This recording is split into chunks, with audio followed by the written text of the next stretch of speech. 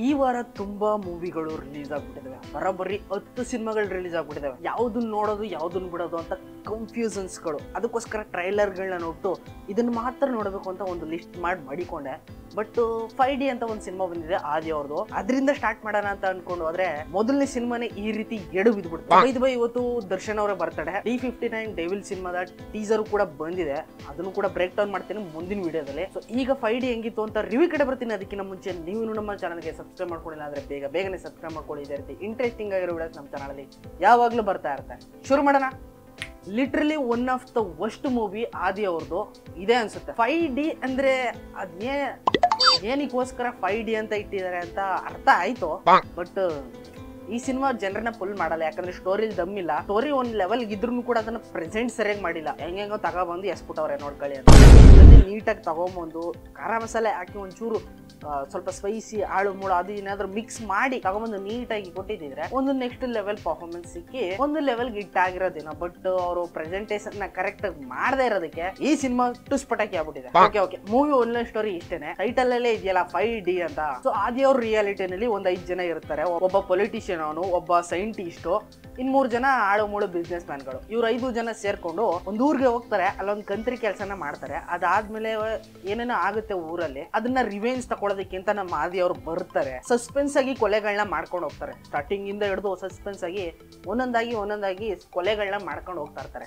ಇದನ್ನೆಲ್ಲ ಇನ್ವೆಸ್ಟಿಗೇಷನ್ ಮಾಡೋದಕ್ಕೆ ಅಂತ ನಮ್ಮ ಎಸ್ ನಾರಾಯಣ್ ಅವರು ಎಂಟ್ರಿ ಕೊಡ್ತಾರೆ. ಅವ್ರ ಎಂಟ್ರಿ ನೋಡ್ಬಿಟ್ಟು ನಿಜವಾಗ್ಲೂ ಜೇಮ್ಸ್ ಬಾಂಡೇ ಬಂದ ಅನ್ಕೋಬಿಟ್ಟೆ. ಒಂದ್ ವಿಷಯ ಅರ್ಥ ಆಗದಿರೋದು ಏನಪ್ಪಾ ಅಂದ್ರೆ ಈ ಸಿನಿಮಾದಲ್ಲಿ ಮೇನ್ ಹೀರೋ ಯಾರು ಅಂತ ನನ್ಗೆ ಈಗ್ಲೂ ಕೂಡ ಸರಿಯಾಗಿ ಕನ್ಫರ್ಮ್ ಆಗ್ತಾ ಇಲ್ಲ. ಯಾಕಂದ್ರೆ ಎಸ್ ನಾರಾಯಣ್ ಅವ್ರಿಗೆ ತುಂಬ್ಕೊಬಿಟ್ಟವ್ರೆ. ಅವ್ರು ಬರ್ತಾ ಇದ್ರೆ ಬ್ಯಾಕ್ ಗ್ರೌಂಡ್ ಮ್ಯೂಸಿಕ್ ಅಲ್ಲಿ ಒಂಥರ ಅವರೇ ಬರ್ತಾ ಇದಾರೇನೋ, ಅವರೇ ಸಿನಿಮಾದ ಹೀರೋ ಇರ್ಬೇಕು, ಅವ್ರೇ ಏನೋ ಬಂದು ಮಾಡ್ಬಿಡ್ತಾರೆ ರೇಂಜ್ಗೆ ಭಾರಿ ಬಿಲ್ಡಪ್ ಕೊಟ್ಬಿಟ್ಟವ್ರೆ.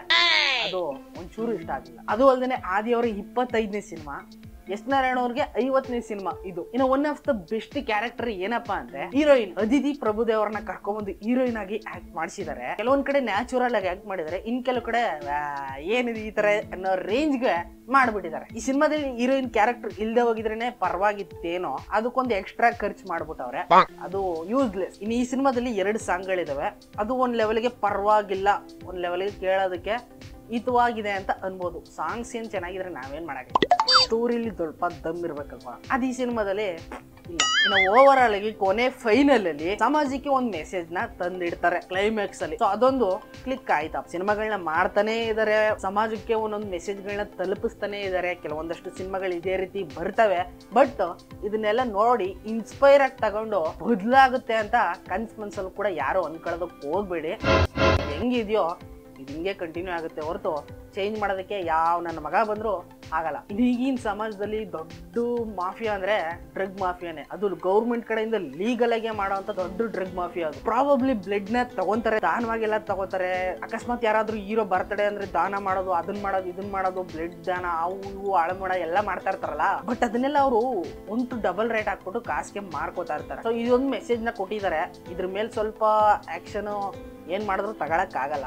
ಇದು ಹಿಂಗೆ ಕಂಟಿನ್ಯೂ ಆಗಿರುತ್ತೆ ಹೊರತು ಏನು ಚೇಂಜ್ ಆಗಲ್ಲ, ಬಿಟ್ಬಿಡಿ. ಸೊ ಓವರ್ ಆಲ್ ಈ ಸಿನಿಮಾಗೆ 5 ಔಟ್ ಆಫ್ 2 ಸ್ಟಾರ್ನ ಕೊಡ್ಬೋದು. ಅದೇ ಸಮಾಜಕ್ಕೊಂದು ಮೆಸೇಜ್ ಹಾಕಿದ್ದಾರೆ, ಸಾಂಗ್ಸ್ ಸ್ವಲ್ಪ ಪರವಾಗಿಲ್ಲ ಅನ್ನೋದಕ್ಕೆ 2 ಸ್ಟಾರ್ನ ಕೊಡ್ಬೋದೇ ಹೊರತು ಸಿನಿಮಾನ ದುಡ್ಡು ಕೊಟ್ಟು ಥಿಯೇಟ್ರಲ್ಲಿ ಕೂತ್ಕೊಂಡು ಎಂಜಾಯ್ ಮಾಡೋ ಲೆವೆಲ್ಗೆ ನಮ್ಮ ಅಪ್ರಾಣೆಗೂ ಇಲ್ಲ. ದಯವಿಟ್ಟು ಇದನ್ನ ಅಣ್ಣ ತಮ್ಮದಿರ ವೆಬ್ಸೈಟ್ ಅಲ್ಲಿ ಏನಾದ್ರು ಬಂದ್ರೆ ನೋಡ್ಕೊಂಡ್ಬಿಡಿ. ಸಿಗ್ತೀನಿ ಮುಂದಿನ ವಿಡಿಯೋದಲ್ಲಿ. ನಿಮ್ಗೆ ವಿಡಿಯೋ ಇಷ್ಟ ಆಗಿದೆ ಅಂತ ಅನ್ಕೊಂಡಿದ್ದೀನಿ. ಇಷ್ಟ ಆಗಿದ್ರೆ ಪ್ಲೀಸ್ ಲೈಕ್ ಮಾಡಿ, ಶೇರ್ ಮಾಡಿ, ಕಮೆಂಟ್ ಮಾಡಿ. ಇದೇ ರೀತಿ ವಿಡಿಯೋಸ್ಗಾಗಿ ನಮ್ಮ ಚಾನಲ್ನ ಸಬ್ಸ್ಕ್ರೈಬ್ ಮಾಡಿ. ಮುಂದಿನ ವಿಡಿಯೋದಲ್ಲಿ ಸಿಗ್ತೀನಿ. ಅಲ್ಲಿವರೆಗೂ ಕಾಯ್ತಾ ಇರಿ. Keep watching. ಬಾಯ್.